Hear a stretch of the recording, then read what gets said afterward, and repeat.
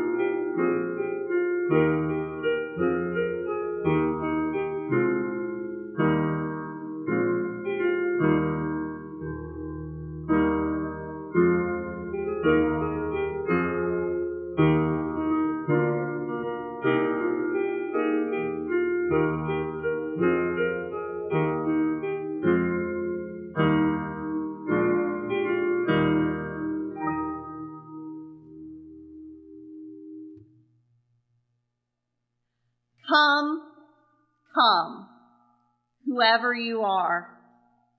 Witches, litter bugs, and even rock stars. The Gilmores, the Adamses, cats without peer, vampires and spiders are so accepted here. Pokemon, unicorns, and a few famous dogs.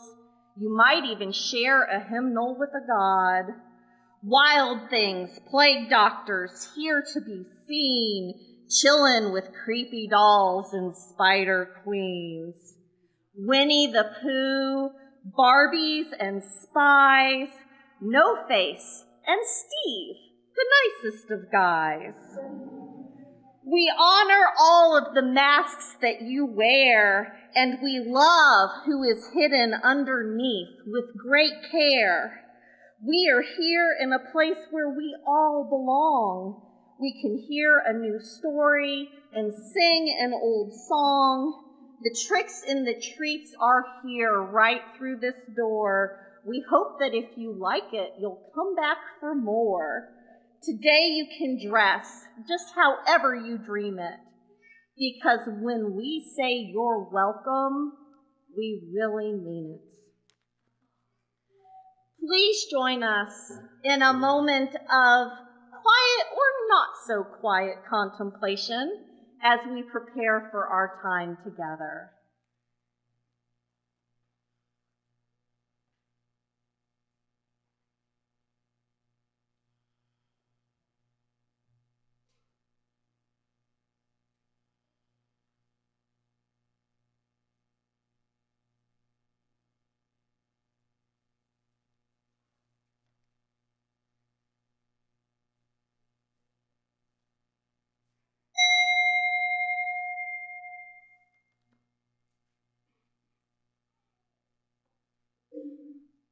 Morning.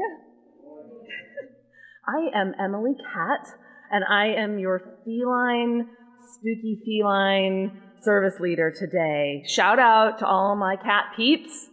Woo! Yes, welcome to our interactive, multi-generational Halloween service. This is a very creative service today, meant to be fun. Do not take it seriously, please. And for both the young and the young at heart. Halloween is a secular holiday. It has roots in pagan and Christian tradition, other traditions, but it has evolved here in America into kind of its own thing. It's a time for fun, for spookiness, for imagination, of course candy, and a chance to reveal our identities or to try on a new identity. So there's a lot to play with from a humanist perspective.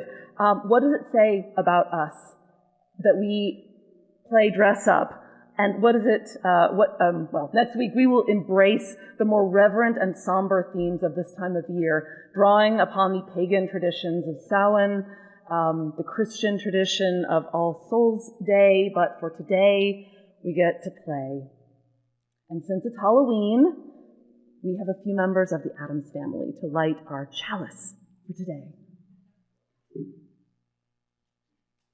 When we're out in the neighborhood looking for treats, maybe playing some tricks, there's one sign we all know to look for: a light, a porch light shining in the dark. It says, "Come, come, whoever you are." It says, "Knock on this door and it will open." It says, "I want to see who you are, and I have something good for you." We light our chalice with those same intentions: welcome, openness, the gift of hospitality here. May the light of this chalice illuminate the work and the play of our community. Today, we are making our traditional Fifth Sunday contribution to the Appalachian Peace Education Center, a nonprofit organization in Northeast Tennessee and Southwestern Virginia, working on local and world peace initiatives. Excellent peace initiatives. Started in 1982.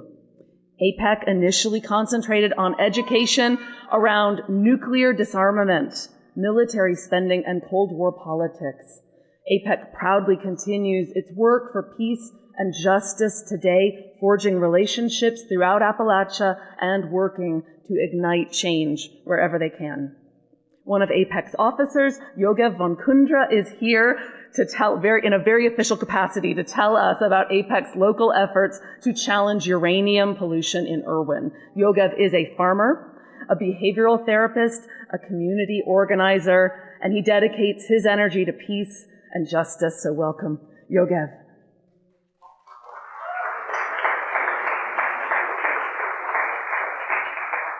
Thank you. It's an honor to be here. I'm here to represent APEC and over 40 years of work that we've done in the community around peace and justice. And the two biggest efforts that we are working on, the first being anti-racism work. So every year we do a big Martin Luther King celebration in January, which includes, we do an essay contest with local schools that we publicize in the local newspapers and read some of those stories. We do a march through downtown Abingdon. We have various events throughout the week at churches. And in addition to that, we also do a big Juneteenth event in the summertime. And then throughout the year, listening to our Black community and Black members around what issues and people of color, what they want to see happen in the community. And we work on various policy advocacy work throughout the community. In addition to that, we're very focused on what's happening in Irwin, Tennessee. As I think many of you may have already heard from Noel and Bob or other members, we have a campaign that's evolved to a collaboration, more of a coalition between a lot of different groups coming together to oppose a license amendment at Nuclear Fuel Service to process uranium which highly enriched uranium they're already processing at over 20% enrichment.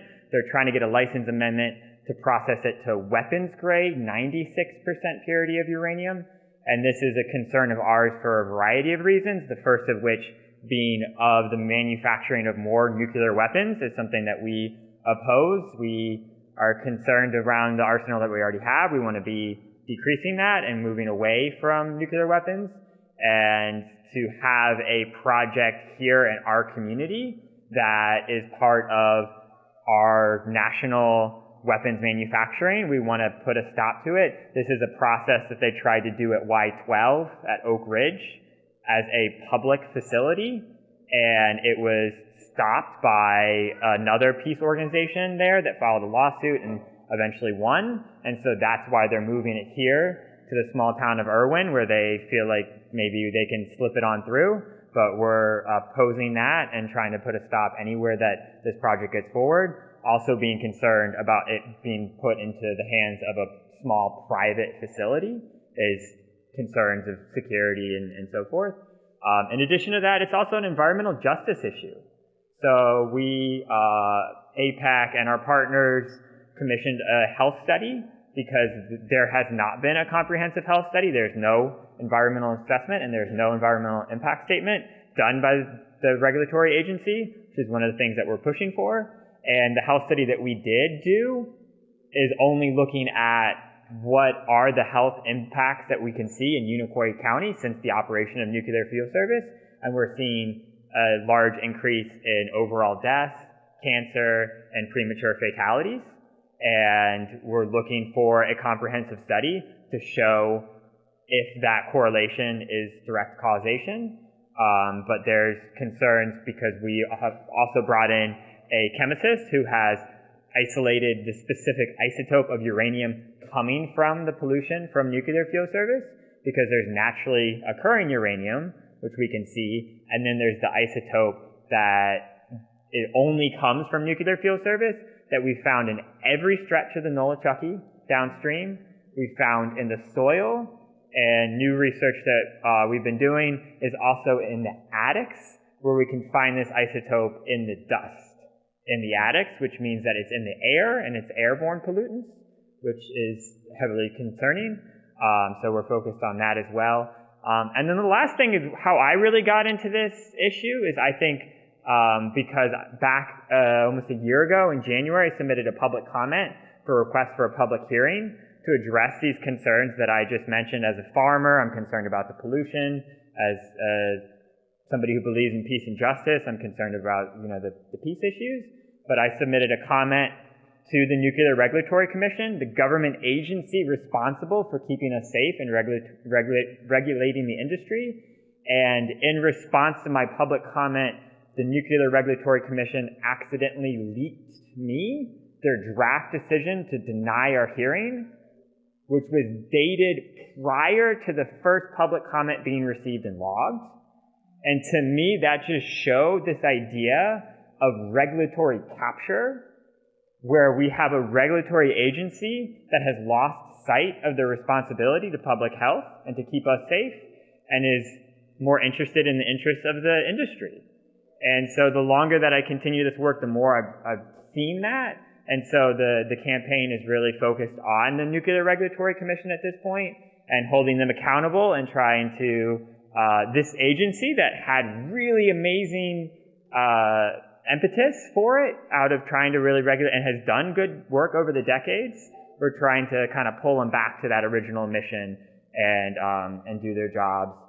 So if you want to find out more information, go to AppalachianPeace.weebly.com. It's got the schedule for the Martin Luther King events up there coming up in January. It's got a lot more information about the work that I'm talking about at Nuclear Fuel Service. There's also a link there at the bottom where you can contact the Nuclear Regulatory Commission. At this point, the decision to give the license amendment is in the hands of Chairman Hansen. So there's a way that we can you can directly contact him and consider donating to APEC. We're a really small nonprofit, and we are funded almost entirely by donations, small donations, and we get a little bit of grant money. and just a little bit goes a long way. And appreciate being here, appreciate you all listening to our work and everything that you all do and with your social justice committee and so forth. It's an honor to be here. Thank you.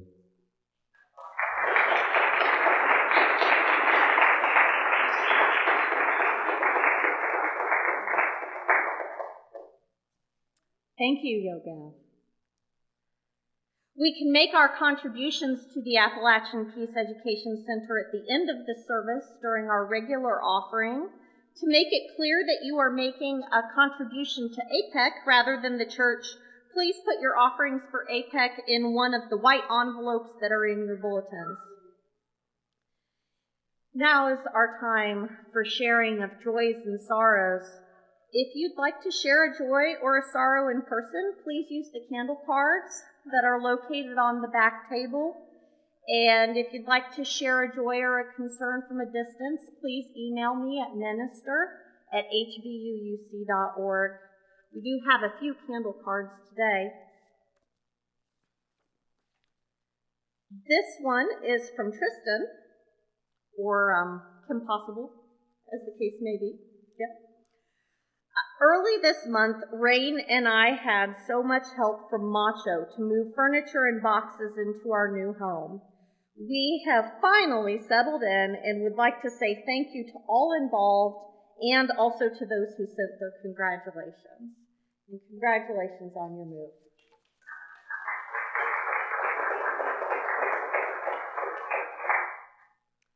This one is from Gerald Keep. Friends and family, after a year of increasing coughs, short breath, and now a fever the last 3 weeks, testing has led to the discovery of a lot of lumps, some large, in and around my lungs. Biopsies were taken on Thursday to determine exactly what it is and what needs to be done. The months ahead are going to be dreadful, no matter what they find. He continues by saying, I'm sorry I've not been around a lot lately, and it will only get worse as my focus must be on my health, as you can imagine. He signs, love you all, and best of luck in all that you do, Gerald. And I want you all to know that I'm seeing Gerald on Wednesday. I will bring your love with me, and I will be lighting a big old candle for Gerald, probably for several weeks in a row as we wait to find out how he's doing. So please hold Gerald and Linda in your hearts.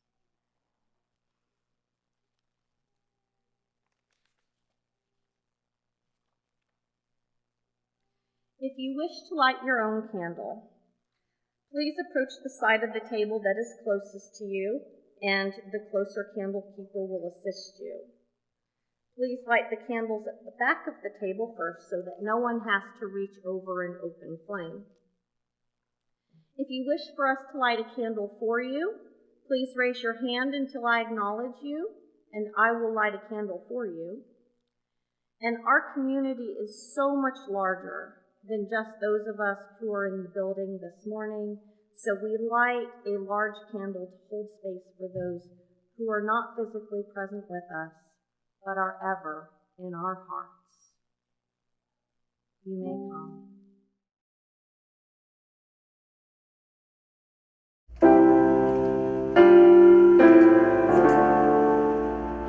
May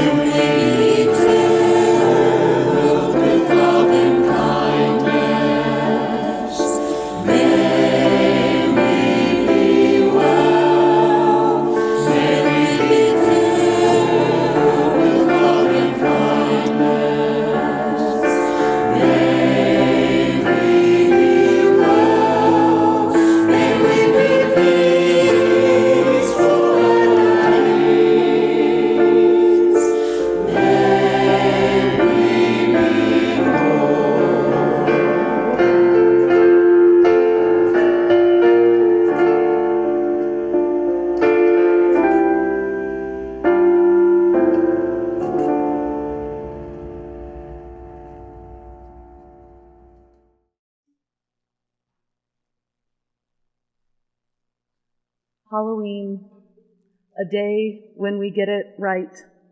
You might have seen the meme of how we have one day when people come to us beautiful or odd or scary or awesome, and we accept them all, give them good things, say kind, enthusiastic things to them.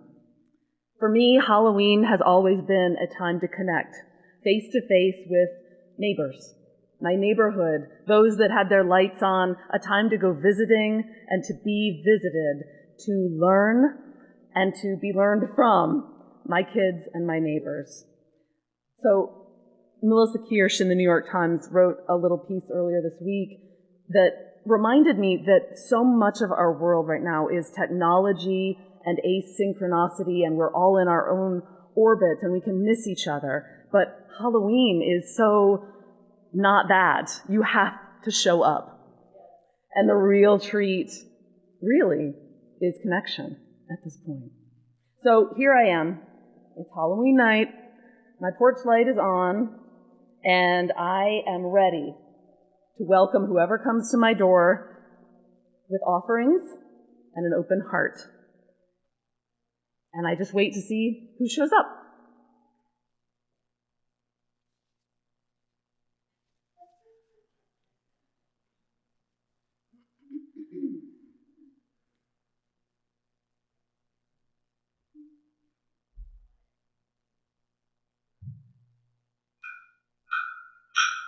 Oh, hello. Trick or treat. Why, it's Winnie the Pooh. You are an awful long way from 100 Acre Woods, aren't you? I am. Christopher Robin told me that if I knocked on people's doors tonight and say the words, trick or treat, that they will give me something yummy to eat. Yes, that's correct. You will get some sort of treat, but before that, do you mind to say hi to all my friends? What friends are those? Why, all my friends. Oh, hello, everybody. Hello. We were just talking about how everyone who comes to our door on Halloween might have something to teach us. So I was wondering what you might have to teach us. Oh, bother. I'm afraid I'm a bear of very little brain. I don't think I have anything to teach anybody. Are you sure? Because Benjamin Hoff, the author of Tao of Pooh, thinks you are quite wise, maybe even a guru. Oh, yeah. I remember that guy.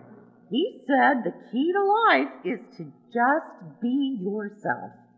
Enjoy the things and people around you in the present moment. Don't try too hard. I'll laugh at yourself. I remember also that he said the surest way to become tense, awkward, and confused is to develop a mind that tries too hard, one that thinks too much. Well, no one could ever accuse me of thinking too much.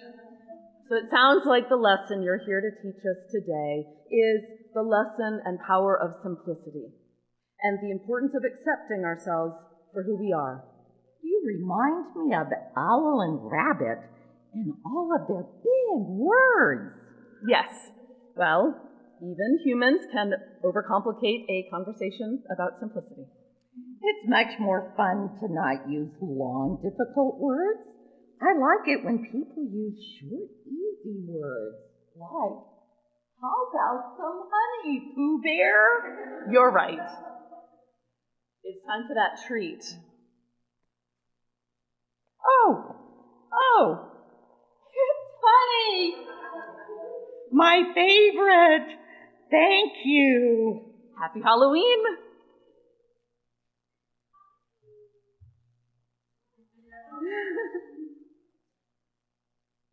Why are they are? Take what they got and do what they can do. And that is from the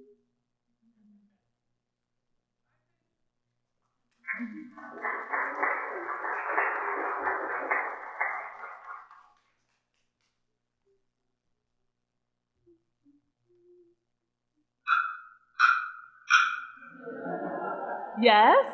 Trick or treat. Oh my goodness. It's Kim. Wait, who are you supposed to be? I'm Kim Possible, the crime-fighting super spy who can do absolutely anything.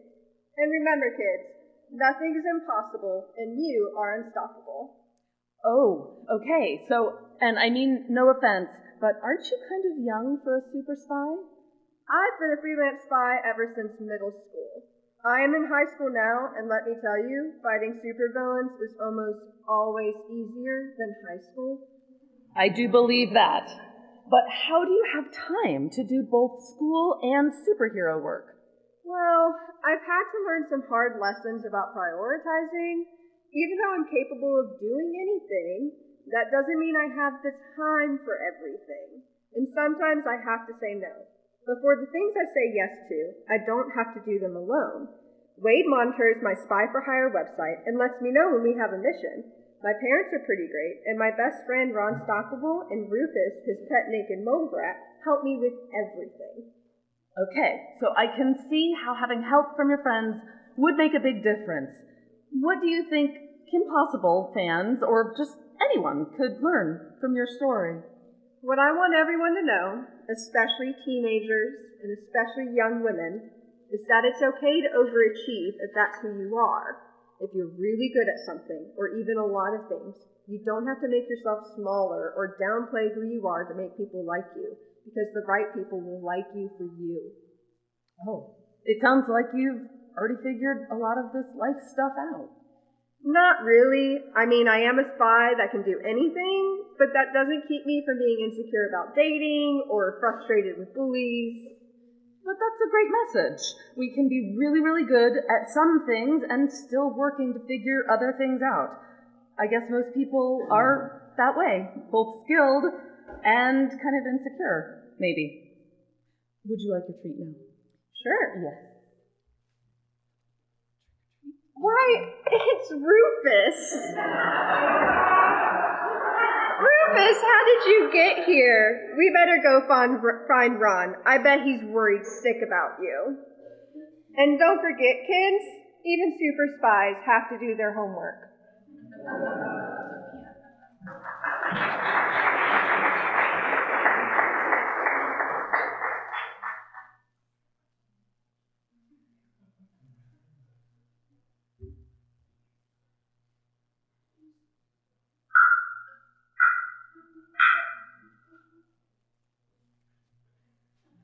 Yes, happy Halloween?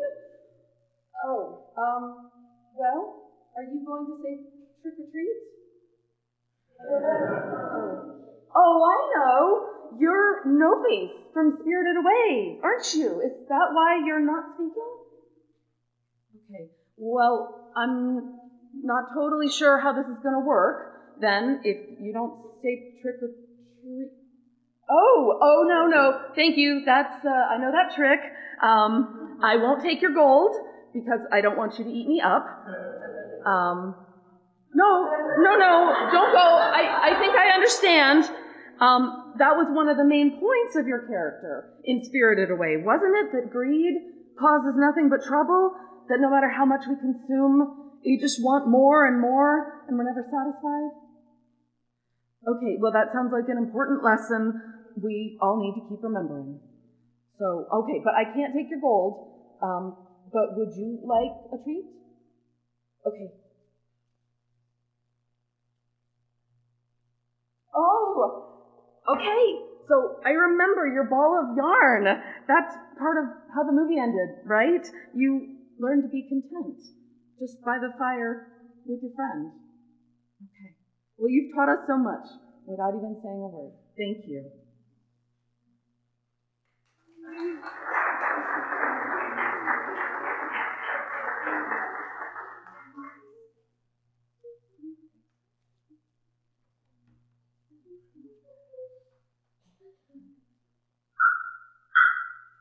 Oh, why, hello.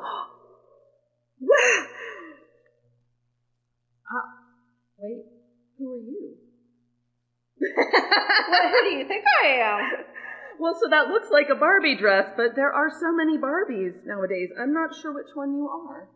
I'm tired working Mom Barbie.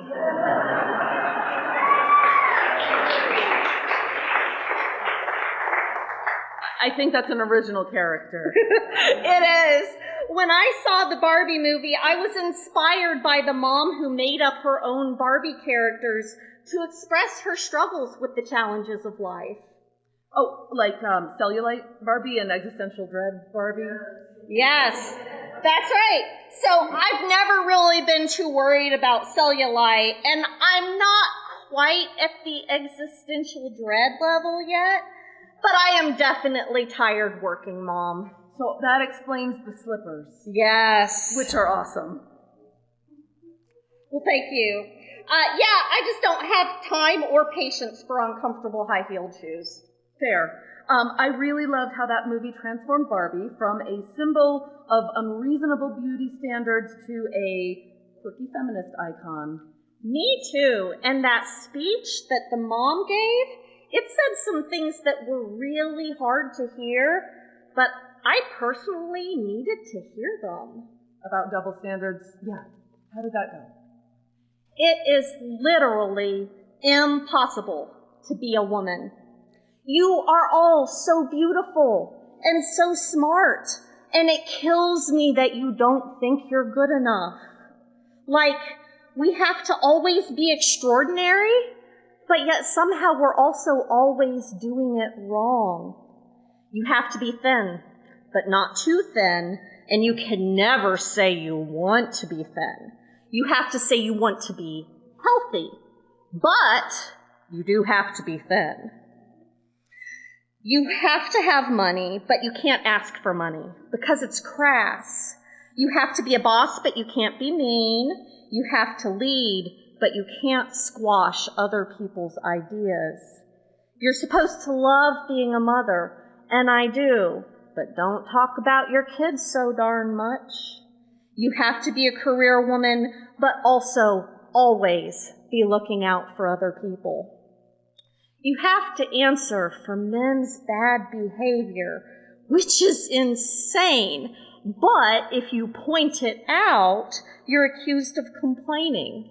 You're supposed to stay pretty for men, but not so pretty that you tempt them too much or that you threaten other women because you're supposed to be part of a sisterhood. But always stand out and always be grateful. But never forget that the system is rigged. So find a way to acknowledge that, all of that, but also always be grateful. You have to never get old, never be rude, never show off, never be selfish, never fall down, never fail, never show fear, never get out of line. It is too hard. It's too contradictory, and nobody gives you a medal or says thank you. And it turns out, in fact, that not only are you doing everything wrong, but also it's all your fault. I'm just so tired of watching myself and every other woman tie herself in knots so that people will like her. Yes, that is pretty heavy. It really is. But I think a lot of us just felt a lot of relief hearing someone say it. To quote another iconic feminist, sometimes the truth will set you free, but first it will piss you off. Okay, agreed. Would you like that treat? Now I could use a treat. Yeah. Okay. Coffee! Coffee!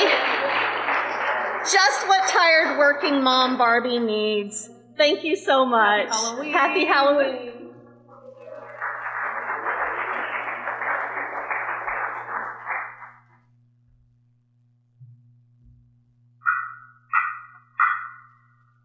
Happy Halloween! Trick or treat. Oh my goodness, it is Steve from Blue's Clues. Oh, hi, you're here. Is Blue with you?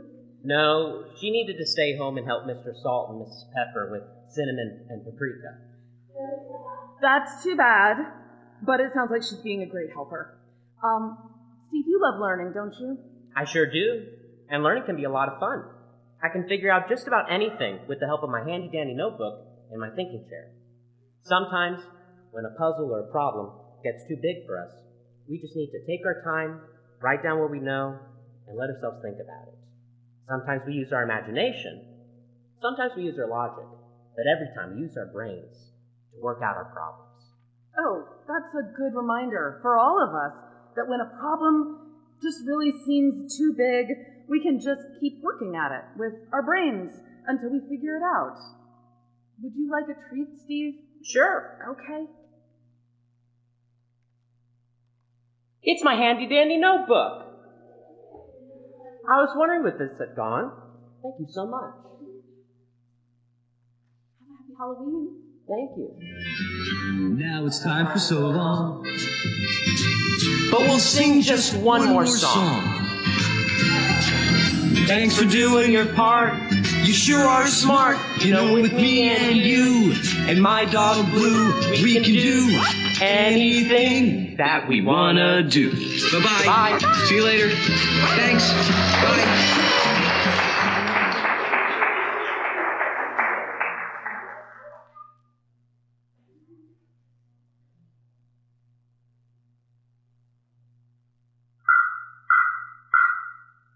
Oh, my goodness. Who are you? I'm the Greek goddess Hecate, crone of wisdom, magic, and the waning moon. Okay. Wow, I am almost scared to ask you what you are here to teach us. Well, why are you afraid? Well, I mean, I don't know. You seem kind of intense. Kind of after Winnie the Pooh and Steve. Well, wisdom comes in many forms. Winnie the Pooh's simplicity, Barbie's truth-telling, and even No-Face's cautionary tales have taught us a lot, and not all of it has been easy. My wisdom is the wisdom that comes from shining a torch in the dark corners that people are afraid to examine. And it's true that it can be scary sometimes, but taking a step toward what you fear with open eyes often breaks the power of the fear that is holding you back. Okay. And that's kind of the point for Halloween, wasn't it? That we pretend to be the scary things so that they're not scary anymore? Yeah, well, and now it's become so much more than that. Most of your visitors today weren't scary, but each of them used figures from their modern myths to understand themselves better. And everyone here who is dressed up today is doing that in one way or another. That's pretty wise. Well, you know, goddess of wisdom here. Fair enough. Would you like a treat? Oh, yes, goddesses love offerings. Oh, a spider! How perfect. He's also a little creepy, a little scary, and an important reminder about our interconnectedness. Thank you. Happy Halloween. Happy Halloween.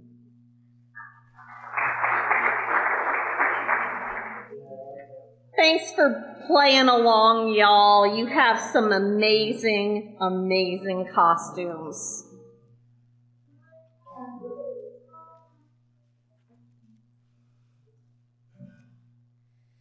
If you are one of the adults who has a car in this afternoon's trunk or treat, it is time to go out and prepare if you have not already. Thank you so much for helping with this, and we will see you out there soon. That's just for the adults who are doing the trunk or treat, not the kids yet. All right? Okay, good.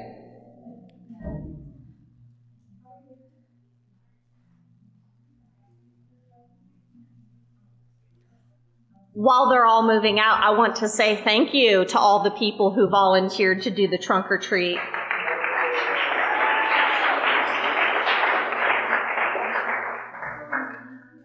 Let's extinguish our chalice. The porch light flickers all through the night until finally the tricking and the treating is done. Pokemon and ghosts alike are snuggled down in their beds after carefully counting their candy, and eventually the light goes out. And yet, the essence of that light burns within us. The light that welcomes diversity and creativity. The light that finds joy and connection. The light that comes to each mask with curiosity and love. This light lives on. Let's carry it with us into the world. Thank you so much for your generosity this week. Here's our benediction. May justice lead us to the calling of this moment. May wonder meet us right where we're at. May we discover our collaborators and our companions, and may love guide us on our journey of transformation. Blessed be, amen, and go in peace.